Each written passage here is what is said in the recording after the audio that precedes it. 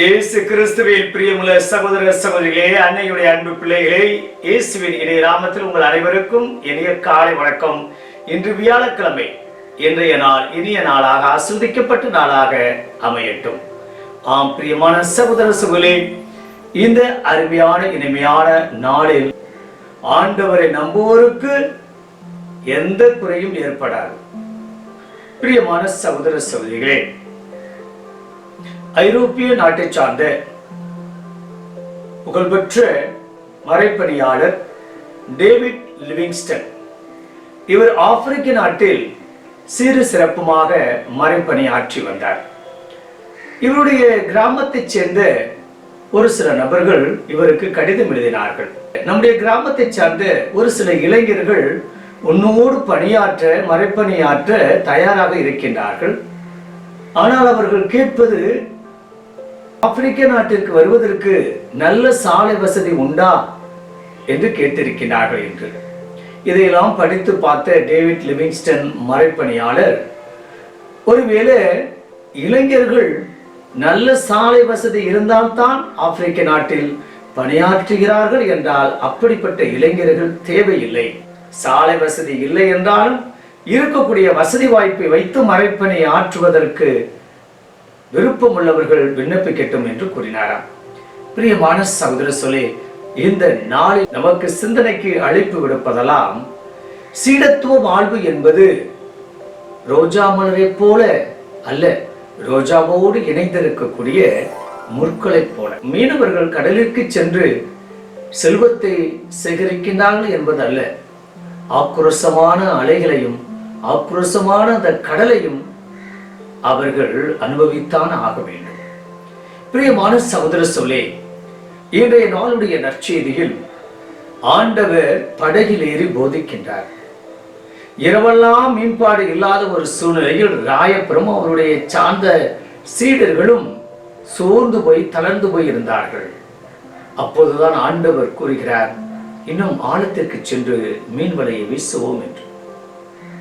ஆண்டவரே, இரவெல்லாம் நாங்கள் மீன்பாடுக்கு சென்று மீன் கிடைக்கவில்லையே, ஆனால் நீர் சொல்லுகிறேன், நான் செல்கிறேன் என்று செல்கிறார். இரட்டிப்பான மீன்பாடு, அவர்களுக்கு அளவு கடந்த மீன் கிடைக்கின்றது. அதை இழுக்கக்கூடிய முடியவில்லை. சைகை காட்டி இன்னொரு படகை வரவழைத்து 2 படகுகளிலும் அளவுக்கு அதிகமான மீன் கிடைக்கின்றது. ஆம் பிரியமான சகோதரர்களே, இதை பார்த்த ராயப்பர் ஆண்டவருடைய காலில் விழுந்து, அவர் நான் பாவி, என்னை விட்டு விலகிவிடும் என்று கூறுகிறார்.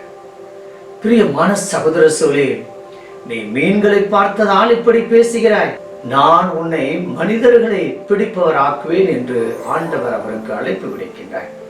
பிரியமான சகோதர சகோதரிகளே, ஆண்டவரை நம்பினோம் என்றால், அவருடைய வார்த்தைக்கு மதிப்பு கொடுத்தோம் என்றால், இல்லை என்பது கூட நிறைவுக்கு வரும், முடியாது என்பது கூட ஒரு முடிவுக்கு வரும், ஆசீர்வாதமாய் அமையும் என்றால் அது மிகையாக. நம்முடைய வாழ்க்கையிலும் சோர்ந்து போய்விட்டேன், தளர்ந்து போய்விட்டேன், விரக்தி அடைந்து விட்டேன், பயனற்று போய்விட்டேன், நான் ஒரு வறண்ட நிலத்தை போல என்னுடைய வாழ்க்கை இருக்கின்றது, எவ்வளவுதான் சம்பாதித்தாலும் சேமிக்க முடியல, இன்னும் கடன் கடன் கடன் என்றுதான் என்னுடைய வாழ்க்கை அலக்களிக்கப்பட்டிருக்கின்றது.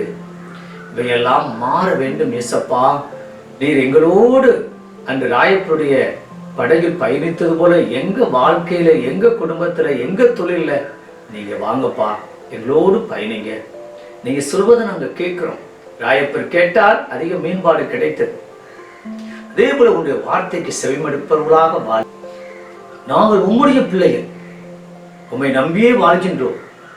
ஆகையா எங்களுக்கு நல்ல இன்னும் மீன்பாட்ட பிள்ளைகளை, பெற்றோரை ஆசீர்வதியுமப்பா என்று இணைந்து ஜெபிப்போமா. பரலோகத்தந்தே இறைவா, இந்த அருமையான இனிமையான நாளுக்காக உமக்கு நன்றி.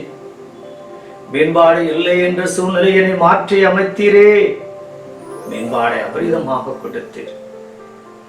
என் வாழ்க்கையில இன்னும் ஒரு நிறைவு இல்லை, ஒரு சந்தோஷம் இல்லை, ஒரு நிம்மதி இல்லை, கடன் கடன் கடன் சுமை. அப்பா, இந்த சூழ்நிலைகள் மாறணும். மேம்பாடு நீ கொடுத்தது போல என்னுடைய பிரச்சனையும் துன்பமும் வியாதியும் கஷ்டமும் நஷ்டமும் தீரணும், குடும்பத்தை நாங்கள் நிறைவா வாழணும். அப்படிப்பட்ட அனுக்கிரகத்தை ஆசீர்வாதத்தையும் கொடுத்து இதோ மனிதரை பிடிப்பவர் ஆக்குவேன் என்று சொன்ன தேவனே, அந்த அழைத்தலுக்குள் நாங்கள் அர்ப்பண வாழ்வு வாழ்ந்து உமக்கேற்ற பிள்ளைகளாய் என்று வாழ, அந்த விசுவாசம் உள்ள பிள்ளைகளாய் என்று வாழ கிருபை தரும்படி எங்கள் ஆண்டவராய் இயேசு கிறிஸ்துவின் நாமத்தில் ஜெபிக்கிறோம் நல்ல பிதாவே, ஆமென்.